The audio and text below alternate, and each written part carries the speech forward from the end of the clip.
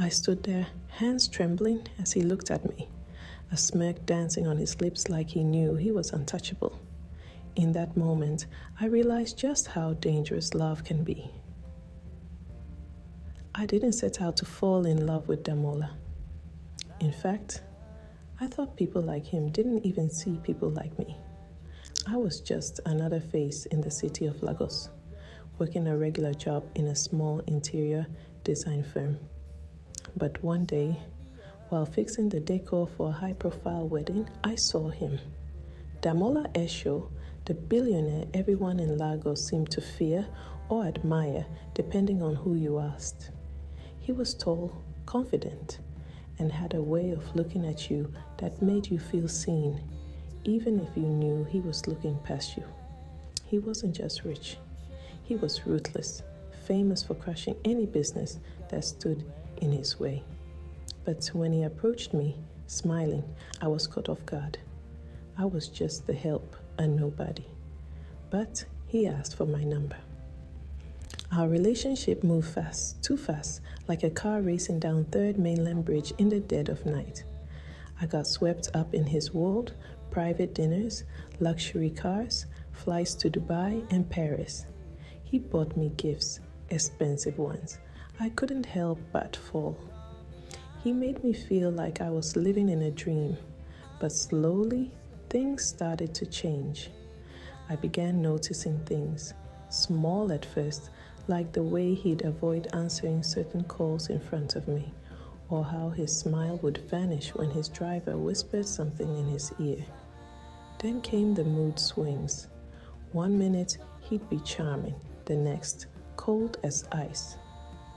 Once, I caught him arguing with someone on the phone, his voice low and threatening. "Stay out of my business," he'd said, eyes burning with something dark. It wasn't long before I started hearing the rumors. They were always there, really. Stories about his deals with the local authorities, his habit of using people and tossing them aside, even destroying lives for fun. But love can make you blind. I convinced myself that what we had was different, that those were just jealous people trying to bring him down. But then I found the letters. I was at his mansion, waiting for him to come back from a late meeting. Bored, I wandered around the living room, admiring the expensive artwork, the shiny marble floors. That's when I saw an envelope peeking out from under a stack of papers on his desk. I shouldn't have touched it, but something pulled me in. Inside were several letters from people I didn't recognize, desperate letters. Letters from employees, investors, even families begging for Damola's mercy. One letter was from a man named Emeka, pleading for him not to take away his business. His words were shaky, desperate. He wrote about how Damola's takeover would ruin him, how his family depended on the small shop they'd worked hard to build. Another letter was from a woman, Amina, who seemed terrified for her life, claiming Damola had threatened her if she didn't stay quiet about something I couldn't quite make out. I felt a chill run down my spine.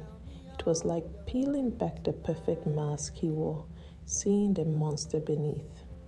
When he caught me holding one of the letters, his face shifted. He didn't look surprised, just disappointed. He looked at me like I was a little child who'd broken a precious vase. "Didn't I tell you not to touch my things?" he said calmly, taking the letter from my hands.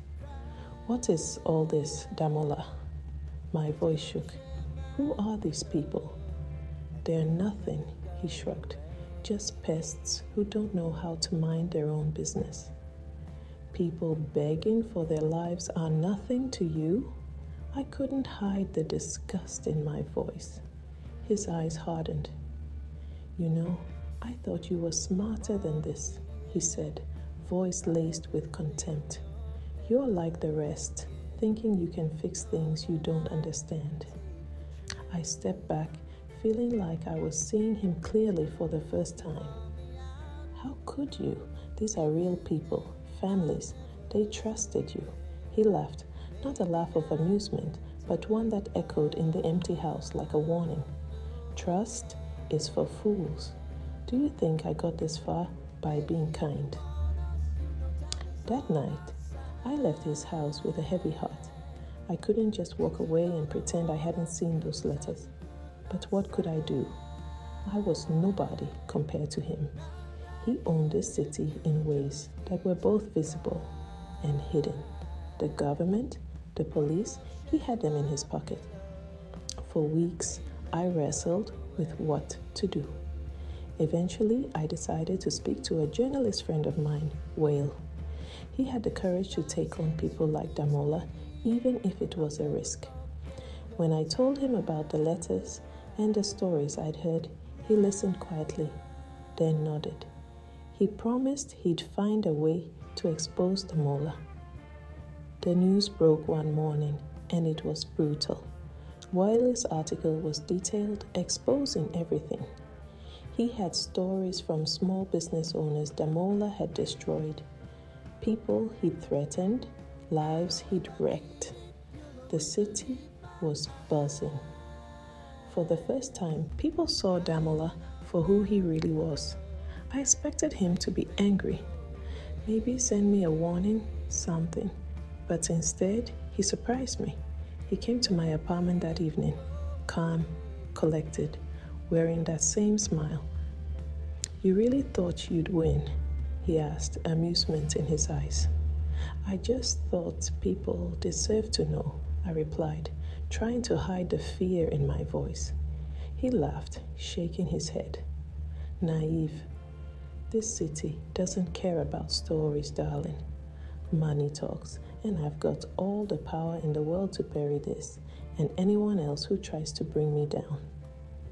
And just like that, he left, like he'd dropped by for a casual visit. For a while, it seemed like he was right. The news died down. He kept living his life, hosting parties, making more deals. But the damage was done. People were watching him closely, and slowly, his allies started distancing themselves. I moved on, eventually. I left Lagos for a quieter place, carrying the scars of that chapter with me. I wasn't a hero, and I wasn't the one who brought him down, but I was one of the first to see through the cracks, and that counted for something. To this day, I think about Damola and wonder if he ever felt any real emotion for me. I'll never know. But if I learned one thing, it's this.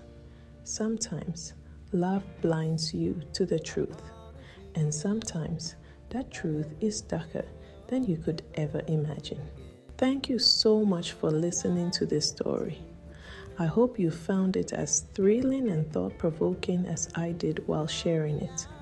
Remember, power and wealth can sometimes hide the darkest secrets, but love and truth have their own power. If you enjoyed this story, please give it a thumbs up. Share it with someone who'd love a good story. And don't forget to subscribe to African Essence for more captivating tales from across the continent. There's so much more to uncover together, and I can't wait to share it with you. Stay tuned, stay curious, and keep the essence alive.